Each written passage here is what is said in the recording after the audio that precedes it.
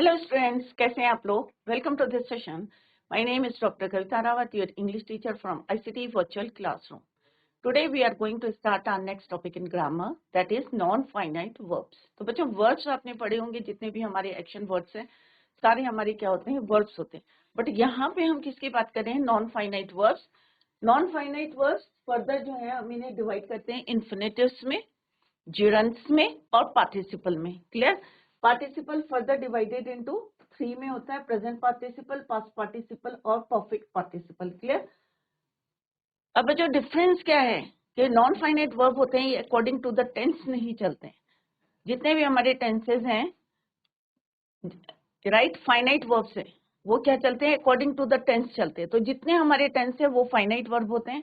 और non finite verbs जैसे gerund होता है, V1 के साथ हम ing यूज करते हैं, gerund को हम एज ए सब्जेक्ट यूज करते हैं, एज ए वर्ब यूज करते हैं. ये हम लेटर जो है डिटेल में पढ़ेंगे. या इन्फिनेटिव्स हैं, इन्फिनेटिव्स भी हमारी 2 टाइप्स की होती हैं. एक होती है टू इन्फिनेटिव, 2 प्लस V1, और एक होता है बेयर इन्फिनिटी जिसमें हम क्या यूज करते हैं? V1 को यूज करते हैं. सिमिलरली यहाँ पे जो है पार्टिसिपल्स को भी फर्दर 3 में डिवाइड करा है. एक होता है हमारा प्रेजेंट पार्टिसिपल, V3 यूज करते हैं. पास्ट पार्टिसिपल, पास्ट पार्टिसिपल में हम V1 प्लस क्या यूज करते हैं? ing फॉर्म यूज करते हैं. अभी हम डिटेल में पढ़ेंगे. परफेक्ट पार्टिसिपल में हैविंग के साथ हम third form of the verb को यूज करते हैं, V3. क्लियर? यहाँ पे भी आएगा आपका present participle, past participle, V4. Clear? तो non finite verb further divided into 3, infinitives, gerunds, participle. यहाँ पे भी हम इसको यूज करते हैं, gerunds, participle, present participle, past participle. अब एक एक करके हम पढ़ेंगे बच्चों. ध्यान रखना क्योंकि इसमें से क्वेश्चंस आते हैं, जैसे मैंने पहले बताया ग्रामर में से टोटल मार्क्स के आते हैं. तो आपको जो है एक एक चीजें जो है बेसिक क्लियर होनी चाहिए, सो दैट कि एग्जाम में आपको कोई प्रॉब्लम ना आए. Verb, non finite verb. Verb अब 2 टाइप्स के होते हैं, जैसे मैंने अभी बताया. फाइनाइट वर्ब, ये कौन से होते हैं? Finite verb.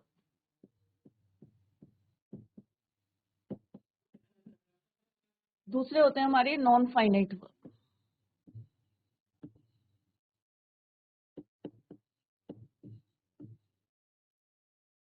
ये क्या होता है बच्चों? जो फाइनाइट वर्ब होते हैं ये change according to the subject, change according to the subject and tense.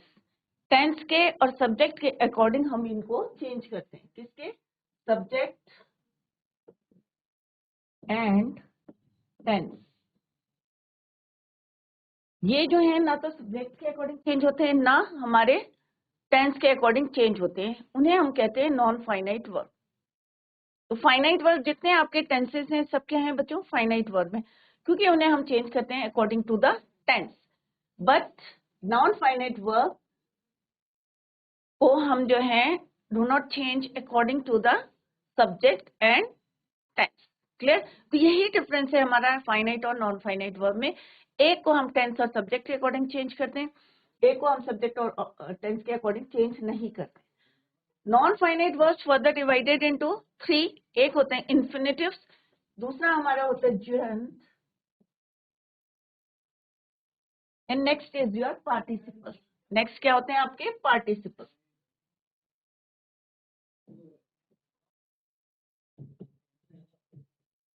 Participle, participle V1 plus ing, ed plus en, present part, present past perfect में हम, और नेक्स्ट है आपकी हैविंग के साथ हम क्या लगाते हैं? V3.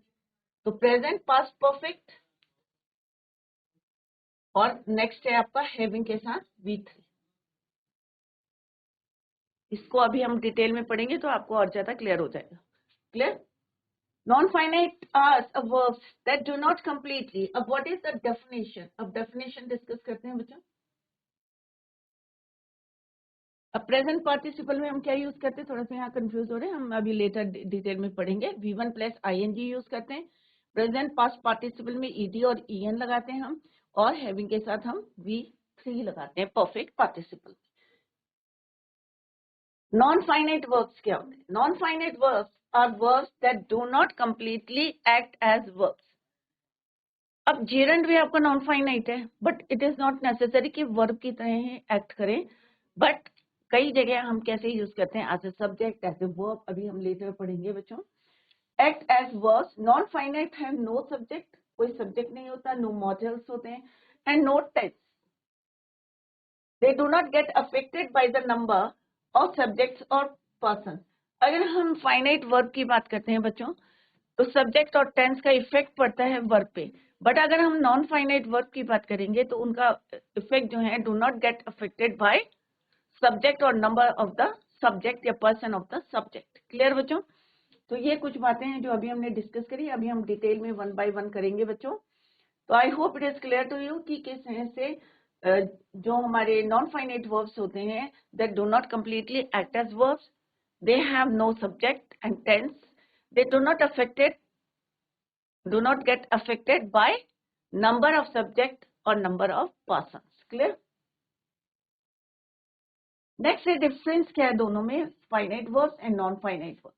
जैसे मैंने बताया अकॉर्डिंग टू द टेंस चलते हैं, according to the subject, according to the tense. They got home very late last night. अब गेट का गॉट हो गया, obviously it is your past tense, past indefinite. Act as main verb of a clause, I live in Germany. I live in Germany. Indicate person, number and tense. जैसे अभी मैंने बताया कि हमें पता चलता है she was waiting, it means क्या है, यहाँ पे सब्जेक्ट के अकॉर्डिंग हमने यहाँ पे वर्ब को यूज करा है, she was waiting in the room before he came in. तो यहाँ क्या बताया, indicate person, number and tense. Plural होता तो वह यूज करते हैं, तो यहाँ पे हमें पता चल रहा है कि यहाँ पे क्या है, सिंगुलर पर्सन के बारे में बात कर रहे हैं, या सिंगुलर जो है टेंस, कौन सा टेंस यूज कर रहे हैं, पास्ट कॉन्टिन्यूअस टेंस कर रहे हैं, क्योंकि हमने यहाँ क्या यूज करा है, ऑक्सिलरी वर्ब वाज और waiting ING form. Use in present tense and past tense में कैसे यूज करते हैं, यहाँ पे पास्ट है। Appear in dependent and independent clauses, दो क्लॉजेस में हम यूज करते हैं, dependent and independent clauses. Do not act as a verb, यहाँ पे क्या है, sailing is my favourite spot. यहाँ पे क्या है बच्चों, वर्ब है, बट यहाँ पे कैसा एक्ट कर रहा है, एज अ नाउन है, एज अ सब्जेक्ट हमने यहाँ पे यूज करा है सेलिंग। तो ये क्या है, हमारा जिरंड है। अभी हम एक एक करके डिटेल में पढ़ेंगे। तो sailing is my favourite sport, तो यहाँ पे do not act as a verb, यहाँ पे वर्ब की तरह एक्ट नहीं कर रहा है, एज अ सब्जेक्ट यहाँ पे हमने यूज किया है, एज अ जिरंड हमने यहाँ पे इसको यूज किया है। Act as nouns, adjectives and adverbs. The sleeping cat, अब यहाँ पे क्या है बच्चों, ये आपका स्लीपिंग क्या है, आपका एडजेक्टिव है। तो यहाँ पे वर्ब को हमने कैसे यूज करा है, एडजेक्टिव की तरह। Sleeping act is brown, the sleeping cat is brown. Do not act, noun, adjective and adverb. Do not indicate person, number and text. She tiptoed round the house so as not to wake. अब यहाँ पे to wake लिखा है, तो यहाँ पे क्या हमने अकॉर्डिंग टू टेंस लिखा है, नहीं लिखा है। अकॉर्डिंग टू द सब्जेक्ट लिखा है, नहीं लिखा है, क्योंकि यहाँ पे क्या है, ये नॉन फाइनाइट वर्ब है। क्या है ये, नॉन फाइनाइट वर्ब है। और नॉन फाइनाइट वर्ब भी कौन सा है बच्चों, इन्फिनेटिव विथ टू। क्या है, infinitive with to. Anyone? Clear? तो यहाँ पे हम देख रहे हैं कि यहाँ पे अकॉर्डिंग टू द टेंस हम यूज कर रहे हैं, according to the subject use कर रहे हैं, अकॉर्डिंग टू द पर्सन हम यूज कर रहे हैं। But in non finite verb हम कैसे यूज करें नॉन फाइनाइट को, do not act as a verb, act as noun, adjective and adverb. कुछ सेंटेंसेस में हमने देखा टू वेक एनीवन, तो यहाँ पे जो है ये नहीं पता चला। अगर हम टू वेक को देखेंगे तो क्या आपको पता चल रहा है ये सिंगुलर के लिए यूज करा है, ये प्लूरल के लिए यूज करा, ऑब्वियसली नहीं करा है। ये क्या है, टू इन्फिनेटिव है। Clear? Are infinitive, gerunds and participles, infinitive, gerunds and participles. I struggle to understand, यहाँ पे भी क्या हमारा टू इन्फिनेटिव को हमने यहाँ पे यूज किया है। appear in infinitival, participial and gerund participle clause. To play, kids like to play on computer. So this is the difference कि एक को हमने according to the tense use करा है, according to the subject use करा है, but non finite verbs को हमने as a verb यूज नहीं किया है। Clear? This is the difference. Next है नॉन फाइनाइट वर्ब। जैसे अभी हमने डेफिनेशन पढ़ी थी बच्चों, a non finite verb is a verb form that does not show tense. अगर आप नॉन फाइनाइट वर्ब को देखेंगे तो आपको पता नहीं चलेगा whether it is in which tense.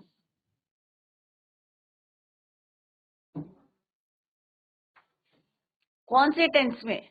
In other words you can not tell if sentence is in the past tense, present tense और फ्यूचर टेंस। तो जैसे अभी मैंने बताया था कि आपको नॉन फाइनाइट वर्ब को अगर हम सेंटेंस में देखेंगे तो आपको यह नहीं पता चलेगा कि whether the sentence is in present tense, past tense और future tense. So it means a non-finite verb is a verb form that does not tell us या does not show tense. उससे पता नहीं चलेगा आपको हमारा कौन सा टेंस है। अगर हम फाइनाइट वर्ब यूज करेंगे तो हमें क्लियर रहेगा कि भाई this sentence is in present tense, future tense और past tense. Clear. You cannot tell if some sentence is in the past tense, present tense or future tense by looking at non-finite verb. अगर sentence में देखेंगे non finite verb है तो ये नहीं पता चलेगा whether it is in present tense, past tense or future tense. Clear?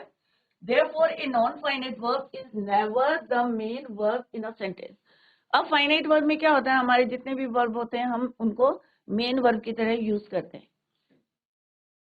She was dancing, she was singing, तो सिंगिंग क्या है आपका मेन वर्ब है, वॉज क्या है आपका ऑक्सिलरी वर्ब है या हेल्पिंग वर्ब है। क्लियर। तो उसमें हमें पता चल रहा है मेन वर्ब की तरह हम यूज करें, but in non finite verb में, नॉन फाइनाइट वर्ब किसी भी सेंटेंस में never the main verb in a sentence. Clear. Types of non finite, जैसे अभी मैंने बताया था gerund, V1 plus ing, verb की फर्स्ट फॉर्म प्लस ing। जैसे अभी हमने पढ़ा था एक सेंटेंस सेलिंग, अभी हमने क्या पढ़ा था, sailing is my favourite word. अब सेल करना क्या हमारा एक्शन वर्ड है, वर्ब है, but in this sentence it is used as a subject. हमने सब्जेक्ट की तरह उसको यूज करा है। Sailing is my favourite sport. तो यहाँ पे अगर हम जो है सेलिंग क्या है, हमने स्टार्टिंग में लिखा है as a subject, as a noun हमने यहाँ पे यूज करा है इसे, तो इट मीन्स ये क्या है आपका नॉन फाइनाइट वर्ब है, it is not your finite verb. Sailing is my favourite sport. Infinitives क्या होते हैं बच्चों, to bake, to sing, to run, to go. हमेशा यहाँ पे भी बच्चों टू टाइप्स की होती है इन्फिनेटिव्स, एक होती है आपकी बेयर इन्फिनेटिव, एक होती है इन्फिनेटिव विद टू।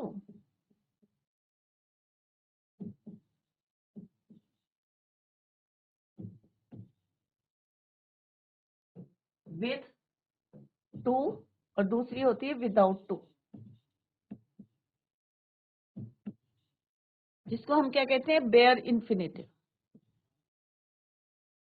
क्लियर।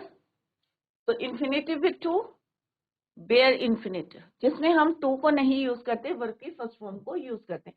अभी हम एग्जांपल भी करेंगे और डिटेल में इसको पढ़ेंगे। नेक्स्ट है आपको पार्टिसिपल। पार्टिसिपल क्या होता है, देयर आर थ्री टाइप्स के पार्टिसिपल होते हैं। एक होता है प्रेजेंट पार्टिसिपल्स, आपको पता है कि हम कहाँ यूज करते हैं, कॉन्टिन्यूअस टेंस में हम V1 प्लस ing को यूज करते हैं। अब बच्चे हमेशा कंफ्यूज करते हैं कि प्रेजेंट पार्टिसिपल और जेरंड में क्या डिफरेंस है, क्योंकि प्रेजेंट पार्टिसिपल और जेरंड में ये डिफरेंस है बच्चों कि जेरंड में हम V1 प्लस ing को कैसे यूज करते हैं, as a subject, as a verb, as a object हम यहाँ पे यूज कर सकते हैं, एज अ सब्जेक्ट और एज अ ऑब्जेक्ट। अभी हम लेटर करेंगे इसको डिटेल में, बट प्रेजेंट पार्टिसिपल्स में भी सेम रहता है, बेकिंग है, सिंगिंग है, बट कैसे यूज करते हैं हम इसको ing फॉर्म में, या हम जो है टेंस में यूज करते हैं, ing फॉर्म को यूज करते हैं। तो अभी हम इसका जो है एग्जांपल आपको बताएंगे। This look the same as gerund, ऐसा लगता है कि ये भी क्या है हमारे जेरंड है। Clear. Non finite verbs function as nouns, adjective और एडवर्ब्स और combined with a finite verb और वर्ब टेंस। अब यहाँ पे वर्ब टेंस की तरह हम यूज करते हैं प्रेजेंट पार्टिसिपल को। Next is your past participle में हम कौन सी फॉर्म यूज करते हैं? Third form of the verb, baked, संग, रन। क्लियर? तो यहाँ पे क्या है, ये थर्ड फॉर्म है V3, तो पास्ट पार्टिसिपल में हम V3 को यूज करते हैं। परफेक्ट पार्टिसिपल्स में हम क्या यूज करते हैं? Having plus third form of the verb. Exam में भी आता है हैविंग प्लस फिनिश्ड। हैविंग के साथ क्या यूज करेंगे आप? Third form of the verb. Having done, having finished, having plus V3। यहाँ पे हम सिंपल V3 यूज करते हैं। क्लियर? जैसे अभी हमने यहाँ पे भी बताया था आपको, ईडी और EN ये इसका है पार्ट। V1 प्लस ING ये किसका है? प्रेजेंट पार्टिसिपल, ये इसका है बच्चों। पास्ट का ये है और परफेक्ट का ये है। ठीक है बच्चों, कंफ्यूज नहीं करना।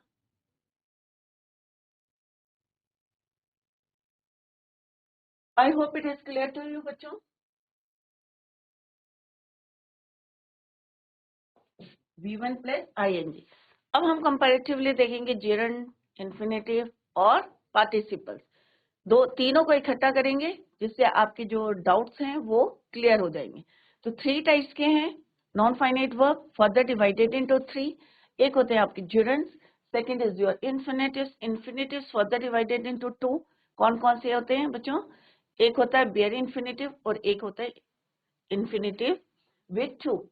नेक्स्ट होता है बच्चों participles, it is further divided into 3, present participle, past participle और परफेक्ट पार्टिसिपल्स। क्लियर बच्चों? नेक्स्ट है, ये आप नोट डाउन भी करें सारे बच्चे। अब जेरंड, अभी हमने पढ़ा कि भाई जेरंड क्या होता है। जेरंड में बच्चे कंफ्यूज करते हैं जेरंड और प्रेजेंट पार्टिसिपल में।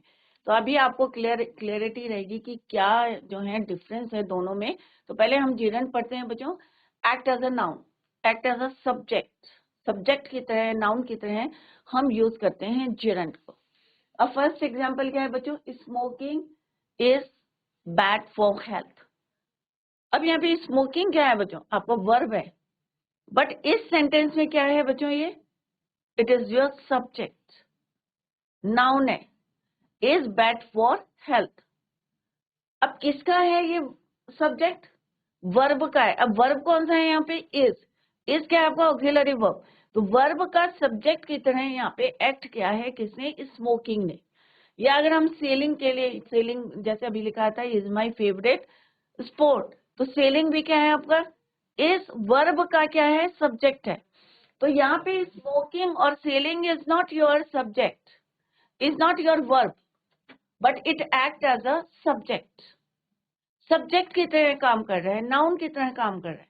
क्लियर? तो यहाँ पे क्या है बच्चों? This is your subject and is क्या है आपका? वर्ब है। क्लियर? तो as a subject of verb. तो यहाँ पे जिरंड ने क्या काम किया है बच्चों? Gerund act as a subject of a verb, it is not your verb. जैसे हमने अभी पढ़ा था बच्चों, मेन वर्ब की तरह काम नहीं करता है। तो same in this sentence, smoking क्या है? Is not your main verb. क्या है? Subject of a verb. और वर्ब क्या है इसमें? Is. Smoking is bad for health. Similarly in the next sentence, swimming is a good exercise. अब सबसे पहले आप देखें, इसमें फाइंड आउट करें कि which one is your verb. अब स्मोकिंग या स्विमिंग तो वर्ब नहीं होगा, क्योंकि इसको हमने कहाँ पे रखा है? सब्जेक्ट की जगह रखा है। तो स्मोकिंग या स्विमिंग क्या है आपका? या सेलिंग क्या है आपका? सब्जेक्ट। तो आपका वर्ब क्या हो गया? Is. Laughing is good for health. अब लाफिंग क्या है यहाँ पे? सेम है, आपका सब्जेक्ट है, act as a noun, gerund है, गुड फॉर हेल्थ। तो यहाँ पे एक्ट कैसे करा है? यहाँ पे आप लिख सकते हैं डांसिंग इज माई फेवरेट, आप कुछ भी लिख सकते हैं, हॉबी है। क्लियर? तो यहाँ पे भी डांसिंग क्या हो जाएगा? अगर डांसिंग से स्टार्ट करेंगे तो हम यहाँ पे बता रहे कि डांसिंग क्या है? मेरी हॉबी है। तो डांसिंग भी आपका क्या कहलाएगा? जिरंड। क्लियर?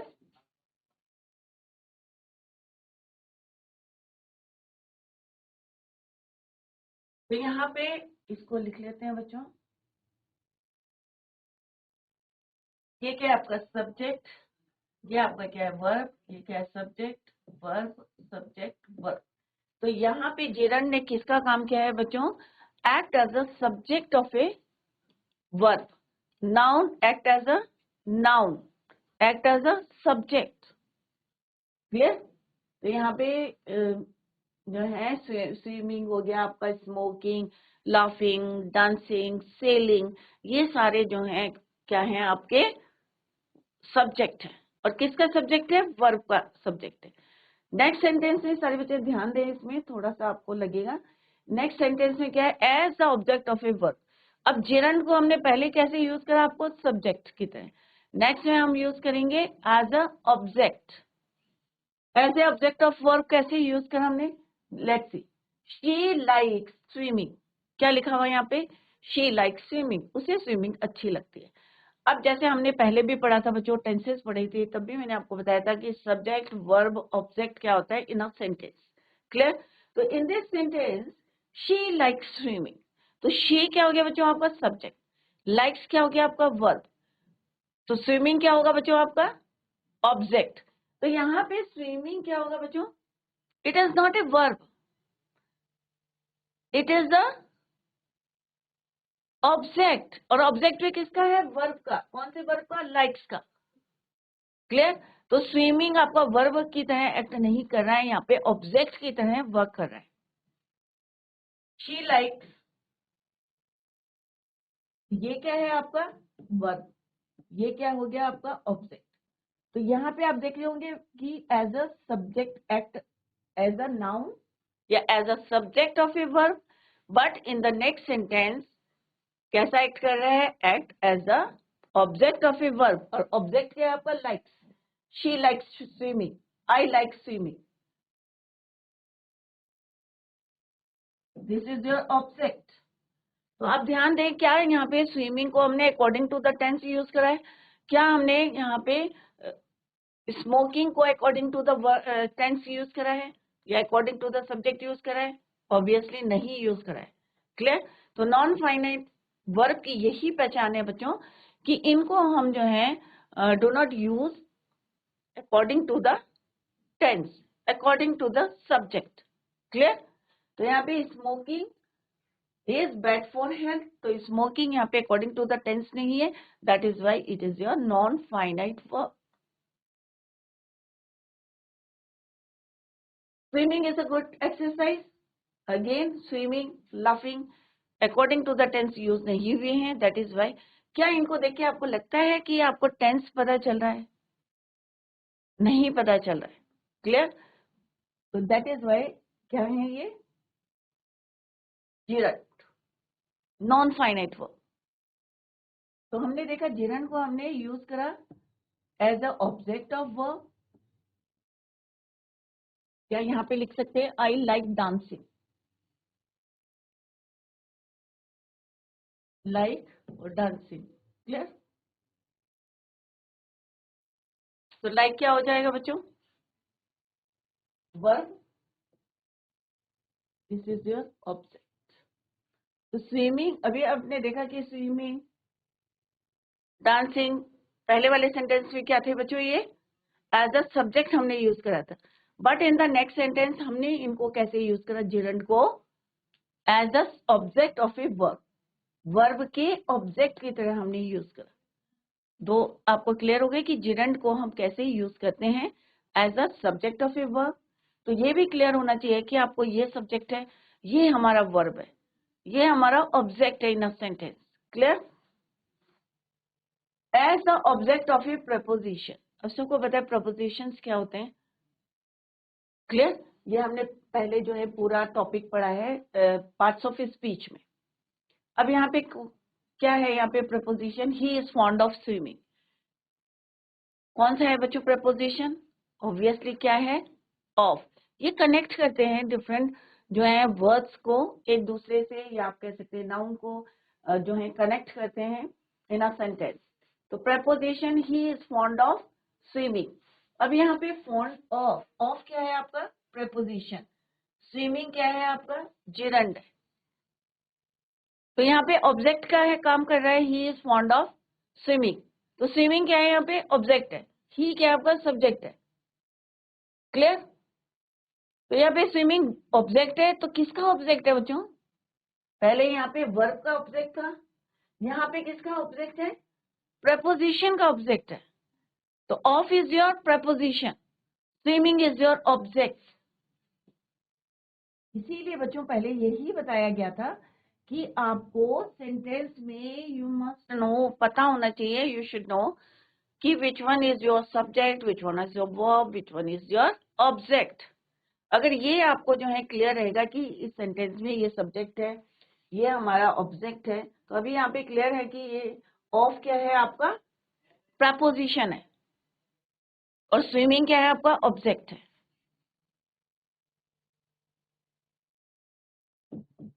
ऑब्जेक्ट और ऑफ क्या है? प्रपोजिशन।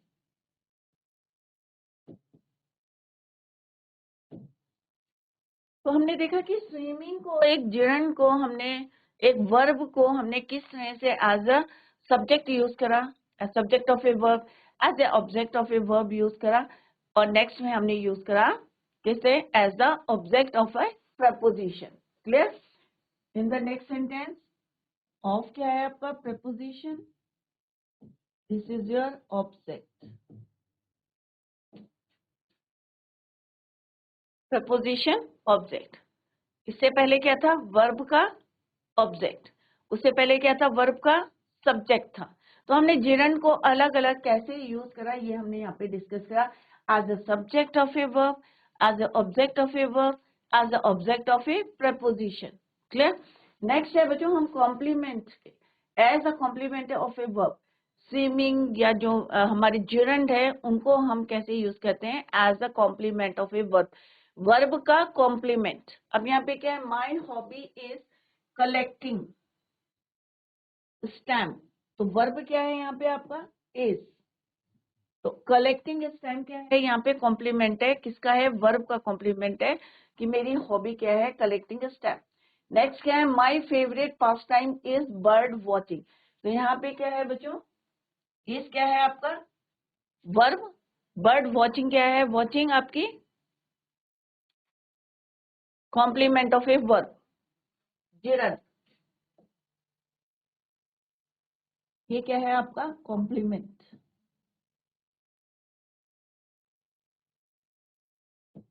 तो कंफ्यूज ना हो कि प्रेजेंट पार्टिसिपल को हम कैसे यूज करते हैं, क्योंकि आईएनजी फॉर्म उसमें भी यूज करते हैं, आईएनजी फॉर्म इसमें भी यूज करते हैं, बट यहाँ पे आईएनजी फॉर्म को as a subject of a verb, as a object of a verb, as a object of a preposition या कॉम्प्लीमेंट ऑफ ए वर्ब की तरह हम यूज करते हैं। क्लियर? अगर हम प्रेजेंट पार्टिसिपल को देखें, अभी हम इंफिनिटिव पढ़ेंगे। Present participle V1 plus ING. एक तो हम प्रेजेंट पार्टिसिपल जो है टेंस में भी यूज करते हैं, she is cooking food. Clear? कोई भी सेंटेंस है कॉन्टिन्यूअस में तो हम वहां पे यूज करते हैं। अब यहाँ पे आईएनजी फॉर्म हमने कैसे यूज करी? I have a cooking channel on YouTube. तो यहाँ एक्ट एज अ वर्ब और act as a adjective, verb की तरह और एडजेक्टिव की तरह हम यहाँ पे इसको यूज करते हैं। क्लियर? तो पहला वाला क्या है? शी इज कुकिंग फूड, ये हमने अकॉर्डिंग टू द वर्ब की तरह हमने यहाँ पे यूज करा है cooking.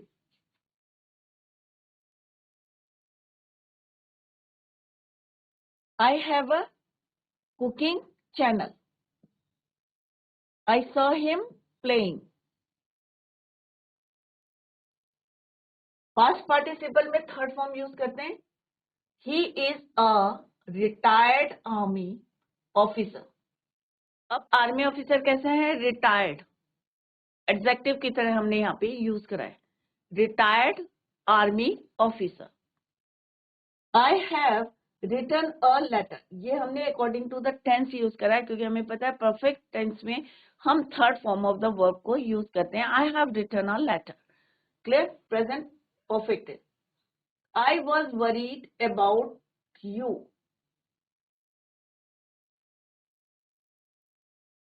He left me stunned. और पैसिव वॉइस में भी हम क्या यूज करते हैं, पास्ट पार्टिसिपल को यूज करते हैं, V3 को हम यहाँ पे यूज करते हैं third form of the verb. The bicycle was stolen. तो पास्ट पार्टिसिपल को हम कैसे यूज करते हैं, he is a retired army, adjective की तरह यूज करते हैं, एज अ टेंस की तरह यूज करते हैं. इन पैसिव वॉइस में भी हम पास्ट पार्टिसिपल को भी पास्ट पार्टिसिपल को यूज करते हैं. टू क्वालिफाई ए नाउन, अगर किसी नाउन को क्वालिफाई करना है, जैसे यहाँ पे क्या है बच्चों, ये नाउन है, ये क्या है, फ्राइटेंड. तो फ्राइटेंड किसको क्वालिफाई कर रहा है, नाउन को कर रहा है. तो थर्ड फॉर्म यहाँ पे यूज करिए, past participle. A frightened child stood at the door. A burn child, child is your noun, noun को ये मॉडिफाई कर रहा है, क्वालिफाई कर रहा है. नेक्स्ट है परफेक्ट पार्टिसिपल, जैसे हमने पढ़ा था हैविंग के साथ क्या यूज करेंगे, third form of the verb. Having taken breakfast, Aditya went home. Having taken, take took taken. तो इसको अभी हम एक बारी और करेंगे, अभी इसको पढ़ते हैं हम इंफिनिटिव. ये इसलिए बताया यहाँ पे कंपेयर करें हम जिरंट को और प्रेजेंट पार्टिसिपल को. तो जिरंट आपको क्लियर हो गया है, तो ऑब्वियसली प्रेजेंट पार्टिसिपल या परफेक्ट पार्टिसिपल आपको डिफरेंस पता चल जाएगा कि किस तरह से हम यूज करते हैं आईएनजी फॉर्म को एज अ जिरंट और as a present participle, past participle and perfect participle. Present participle past में तो आपको पता है थर्ड फॉर्म यूज करते हैं, और परफेक्ट में आपको पता है हैविंग के साथ थर्ड फॉर्म को यूज करते हैं. कंफ्यूजन किस में रहता है बच्चों, प्रेजेंट पार्टिसिपल में और जिरंट में. आईएनजी फॉर्म दोनों में यूज करते हैं. इन्फिनेटिव्स, अब जैसे मैंने आपको बताया था कि इन्फिनेटिव्स भी कितने टाइप्स की होती हैं, टू टाइप्स की होती हैं. एक होती है बेयर इन्फिनेटिव, जिसमें हम टू को यूज नहीं करते, और एक होती है infinitive with to. Allow me to go, अब यहाँ पे क्या है, to before base form of the verb. अब बेस फॉर्म क्या है यहाँ पे, गो. गो, और हमने क्या पुट करा है यहाँ पे, to go. Allow me to go home. तो यहाँ क्या, यहाँ पे आपको लग रहा है कि ये हमने according to the tense use करा है, हमने according to the tense use नहीं करा है, इसीलिए ये क्या है, हमारा इन्फिनेटिव है या नॉन फाइनाइट वर्ब है. Clear. To go, allow me to go. She is wise enough to take. तो to take decision according to the tense नहीं है, हमने इसको यूज करा है. तो टू टेक, क्योंकि यहाँ पे V1 के साथ हमने टू यूज करा है, that is why it is your infinitive with to. Next है interrogative verbs plus infinitive to. कोई भी इंट्रोगेटिव वर्ड्स हैं आपके, व्हाट है, हाउ है, तो उसके साथ हम क्या यूज करते हैं, इन्फिनेटिव विथ टू. जैसे कई बार हम बोलते हैं ना, he does not know what to do. क्या हम कहते हैं कई बार, I do not know what to do. तो व्हाट क्या है आपका, इंट्रोगेटिव वर्ड. व्हाट क्या है आपका, इंट्रोगेटिव वर्ड. और टू डू क्या है आपका, इन्फिनेटिव विथ टू. क्योंकि यहाँ पे टू के साथ हमने क्या यूज करा है, V1. अकॉर्डिंग टू द जो हमने यहाँ पे फॉर्मूला लिखा है इंट्रोगेटिव वर्ड्स, तो इंट्रोगेटिव वर्ड्स क्या है आपका, what. Infinitive to do, first form of the verb. Similarly I am learning how to play, कि मैं सीख रहा हूं कि हाउ टू प्ले. तो this is your interrogative word, this is your infinitive with to. और इन्फिनेटिव विथ टू हम कैसे यूज करते हैं, बेस फॉर्म के साथ.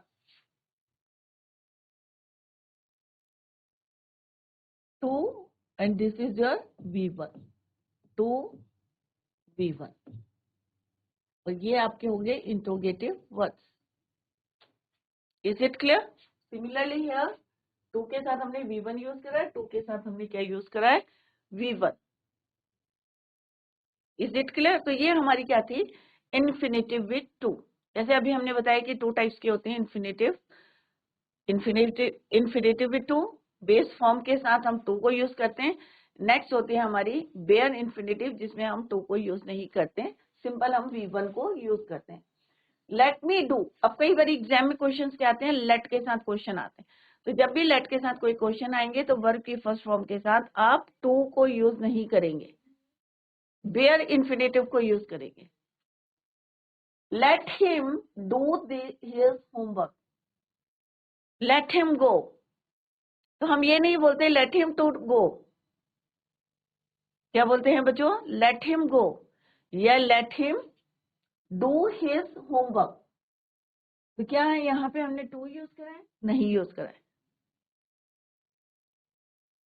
तो दिस इज योर, इसी को हम क्या कहते हैं? Bare infinitive. क्या बोलते हैं इसको? Bare infinitive without to. Clear? तो let him to do is your wrong, let us to go is your wrong.